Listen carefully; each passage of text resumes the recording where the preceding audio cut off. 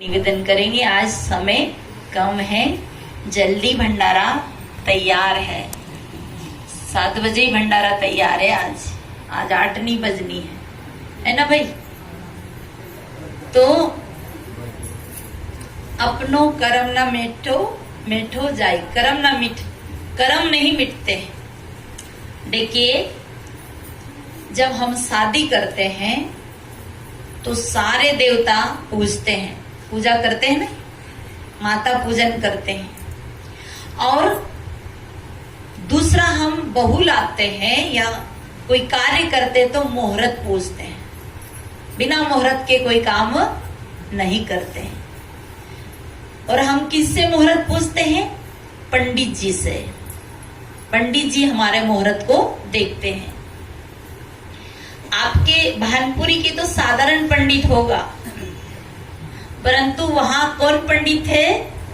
राम और सीता का जब लगन देखा जा रहा था शादी का, तब कौन थे? जनकपुर में सतानंद जी थे, विश्वामित्र जी और यहाँ वशिष्ठ जी महाराज। इन्होंने मिलकर के सीता और राम का लगन मुहूर्त देखा था। पर क्या हुआ?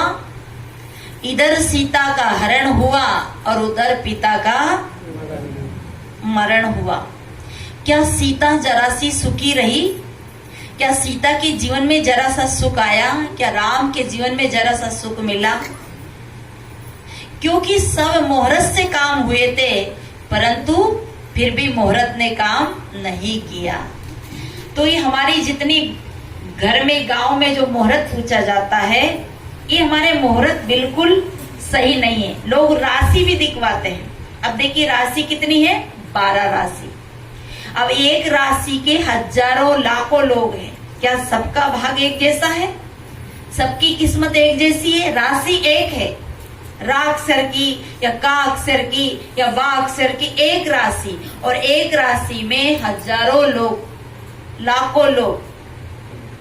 तो एक तो गरीब है, एक अमीर है, एक विकलांग है, एक दुखी है, एक सुखी है। राशि एक है। राम और रावण की एक ही राशि थी। कंस और कृष्ण की एक ही राशि थी। इसी राशि से भी कोई मतलब राशि दिखाने में भी कोई फायदा नहीं है। जीवन में कहीं हाथ भी ना दिखाओ। ये हाथ जो है दिखाने के लिए नहीं मिला। हाथ से पुरुषार्थ करें, मेहनत करें, परिश्रम करें। और किसी बेगा के पास, यहाँ बेगा तो नहीं रहते हैं? रहते हैं। अच्छा, आपके छत्तीसगढ़ में देवता आते कि नहीं? घूमने वाले पंडे रहते कि नहीं? किसी बेगा के पास में मत जाना। बेगा का घर देख लेना, बेगा का घर की उत्पत्ति देखना, बेगा का घर का विकास देखना कि वो कितना लखपति बन गया। जो बेगा होते हैं ना, कोई बेगा हो तो बुरा मत मानना भैया, मेरे ऊपर जादू मत कर देना। एक बार क्या हुआ, मेरी जन्मभूमि के पास सत्संग चल रहा था 5 दिन का।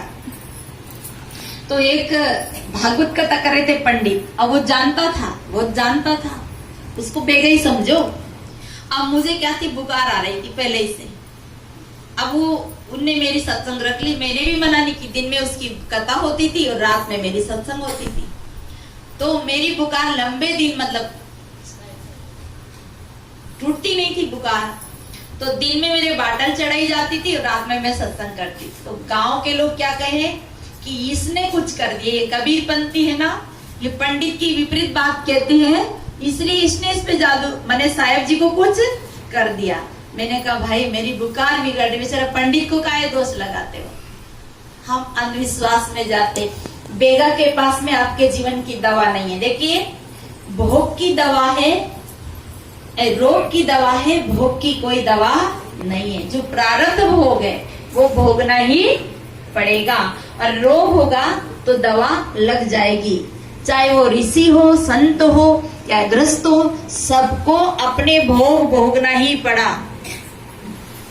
इसलिए भोग की कोई दवा नहीं है, रोग की दवा है। इससे कभी किसी बेगा के चक्कर में नहीं आना। और जो घूमते हैं ना पंडे लोग, उनके अभी ये आएगा ना दशहरा, अबे तो देखो इसमें ठाट लग जाएगा घूमने वाले का पूरा।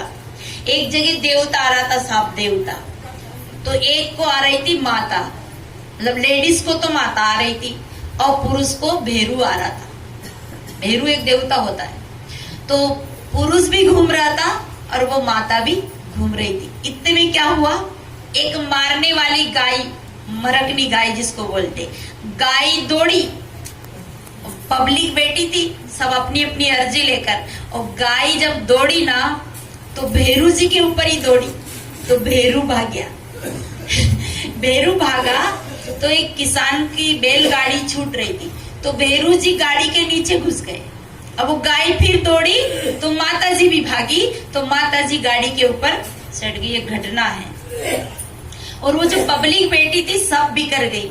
तो भीतर से भेरू पूछे, कब तक घूमे वो, उसकी कमर दर्द करने लगे गाड़ी के नीचे घूमते घूमते। तो भेरू जी पूछे माता जी से, माता जी ऊपर घूम रही गाड़ी के ऊपर, भेरू जी नीचे गाड़ी के नीचे घूम रहे। देवता आ रहे। तो भेरू पूछे, हेके गई वो गाय हेके चली गई। तो वो ऊपर से क्या बोली वो कहीं नीचे से वो पूछता है अपनी भाषा में, हेके गई, मतलब वो गाय हेके चली गई, हेके गई। तो माता बोली, छुप जा है, अरे छुपियो रे भेजा है, मतलब छुप जा अभी गाय है। तो बताओ ऐसे लोग क्या हमारा कल्याण करेगा? पर हम अंधविश्वास में पड़ जाते हैं। जीवन में दुख आता है, उसमें घबराइए मत। क्या होता है, एक पूर्व प्रारब्ध का भोग आया और हम बेगा के पास चले गए। बेगा ने कहा तुम्हें तो 4 पहिया देना पड़ेगा। 4 पहिया जानते हो? 4 पहिया कौन है? याद करो, 4 पहिया कौन है? बकरा। आ गई बात समझ। वो क्या कहता, 4 पहिया बकरा। ओके, सावित्री तो नहीं बन पाएगी, तो चलो 2 पहिया। 2 पहिया कौन है?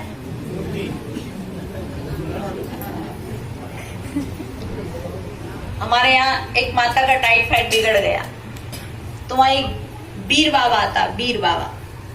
तो उसका टाइफाइड बिगड़ गया, तो कहे साहिब जी मेरे बेटे का और घर में बार बार बुखार आता है, मुझे भी बार बार बुखार आता है, मेरी बहू को भी आता, पर मेरा बेटा मानता नहीं। बीर बाबा को एक बकरा चढ़ा देता तो ये बुखार टूट जाती।